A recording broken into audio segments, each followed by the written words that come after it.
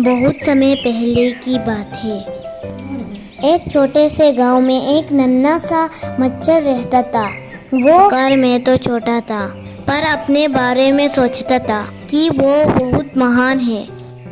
हर सुबह वो फूलों के बीच गुनगुनाता और खुद से कहता, वाह, मेरी आवाज कितनी तेज है, मेरे पंख कितने तेज उड़ते हैं, मुझ जैसा तो कोई नहीं, मैं तो सचमुच महान हूँ। पास में रहने वाले मधुमक्खी, तितली और चींटियाँ उसे देख कर मुस्कुराती, पर कुछ नहीं कहती। वो अपने कामों में लगी रहती, लेकिन मच्छर समझता कि वो लोग उसकी तारीफ कर रहे हैं। एक दिन दोपहर को मच्छर खेतों में उड़ रहा था। वहाँ उसने एक बड़ा सा सांड देखा, काला, ताकतवर और शांत, जो आराम से घास चर रहा। मच्छर ने सोचा, अरे कितना विशाल जानवर है, पर क्या वो जानता है कि मैं कितना महान हूँ? चलो उसे दिखाता हूँ। वो सांड के सर के पास जाके भिनभिनाने लगा, पर सांड पर कोई असर नहीं हुआ। वो शांतिपूर्वक घास खाता रहा, जैसे उसे कुछ सुनाई ही नहीं दे रहा। मच्छर को बहुत गुस्सा आया।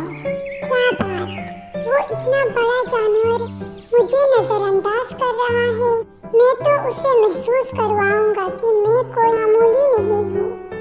मच्छर उड़कर सांड के एक लंबे सींग पर जाकर बैठ गया। ऊंचाई से नीचे देखने पर उसे पूरा मैदान दिखाई दे रहा था। वाह, क्या नजारा है, मैं तो सचमुच राजा हूँ। ये सांड मेरे सिंहासन की तरह है। वह सोचने लगा, लेकिन शायद मेरी वजन उस बेचारे सांड के लिए ज्यादा होगा। मुझे उससे पूछना चाहिए।